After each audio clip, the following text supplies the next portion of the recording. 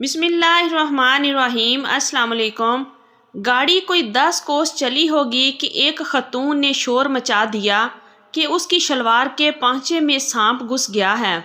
خاتون مستقل چیخیں مار رہی تھی اور کہتی جاتی تھی کہ مجھے بچاؤ، مجھے سانپ کاٹ کھائے گا۔ سانپ نہ تو کاٹ رہا تھا اور نہ ہی خاتون کی جان چھوڑ رہا تھا۔ عورت ذات تھی، مردوں کا اس کے جسم کو ہاتھ لگانا مناسب نہ تھا۔ آخر کار بس روکی گئی اور خواتین کے حوصلے اور ہمت سے سانپ والی خاتون کو سڑک پر اتارا گیا۔ وہ بدستور چیخ رہی تھی۔ سڑک کنارے دیہاتی لباس میں ایک جوان آدمی کھڑا تھا، ہاتھ میں ایک درمیانے سائز کا بکسا تھا۔ وہ بھی اس تماشے کو دیکھنے والوں میں شریک ہو گیا۔ سانپ والی خاتون کو خواتین نے نیچے لٹا دیا اور ایک چھڑی سے شلوار کے اوپر وار شروع کر دیے۔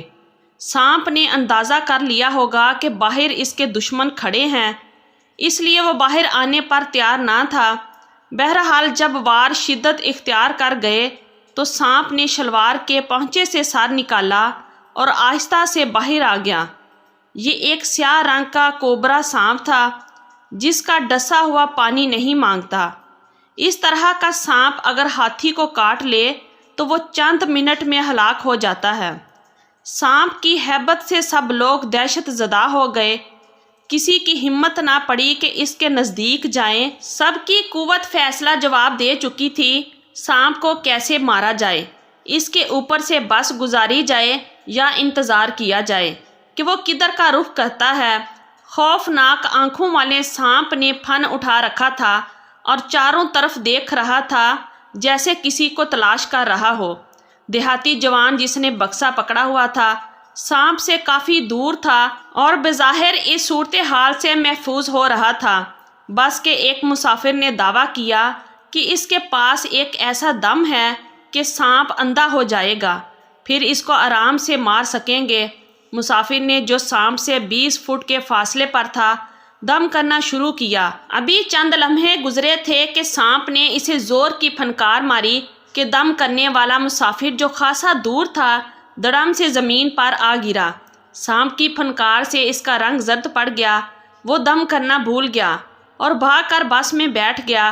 اب سب لوگ دم بخود تھے کہ سانپ کیا کرتا ہے۔ جس خاتون سے ابتدا ہوئی تھی اسے سانپ نے قطعاً کوئی گزند نہ پہنچائی۔ وہ پتھر پر بیٹھی ڈرامے کو دیکھ رہی تھی۔ کسی نے مشورہ دیا کہ پیالے میں دودھ ڈال کر سانپ کو ایک طرف لے جایا جائے۔ کوئی یہ مشورہ دے رہا تھا کہ بس اوپر سے گزار دی جائے۔ یہ سب باتیں جاری تھی کہ سانپ اپنی جگہ سے ہلا اور سیدھا بکسے والے دیہاتی جوان کی جانب سرکنے لگا۔ چند لمحوں میں وہ نوجوان کے بالکل قریب پہنچ گیا۔ اب سانپ اتنا قریب تھا کہ نوجوان بھاگ بھی نہ سکتا تھا۔ دیہاتی جوان کا رنگ زرد تھا اور ہوش اڑے ہوئے۔ اسے یہ خیال تھا کہ سانپ نے اسے کب کاٹا کہ اب کاٹا۔ نوجوان نے ایک چیخ ماری اور چند لمحوں میں اس کا جسم نیلا پڑنے لگا۔ اس تڑپتے ہوئے شکار کو چھوڑ کر سانپ ایک طرف کو چل نکلا اور ایسا غائب ہوا جیسے کبھی وہاں تھا ہی نہیں۔ آن کی آن میں نوجوان کے منہ سے جھاگ نکلنے لگی اور دیکھتے دیکھتے اس نے دم توڑ دیا۔ وہ کون تھا اور اس کی لاش کو کہاں پہنچایا جائے، اس کے لیے تھوڑی سی جانکاری ضروری تھی۔ پرائے سامان کو ہاتھ لگانا ویسے تو مناسب نہ تھا، مگر جوان کے جسم پر کوئی ایسی قابل شناخت شے نہ تھی جسے پتہ چلے کہ وہ کہاں کا رہنے والا ہے۔ مجبوراً اس کا بکسا کھولا گیا تاکہ اس میں سے اس کا اتا پتہ معلوم کیا جائے۔ جب بکسا کھلا تو لوگوں کی مارے حیرت اور خوف کی چیخیں نکل گئی۔ بکسے میں کوہنی تک کٹے ہوئے 2 ہاتھ یا بازو موجود تھے۔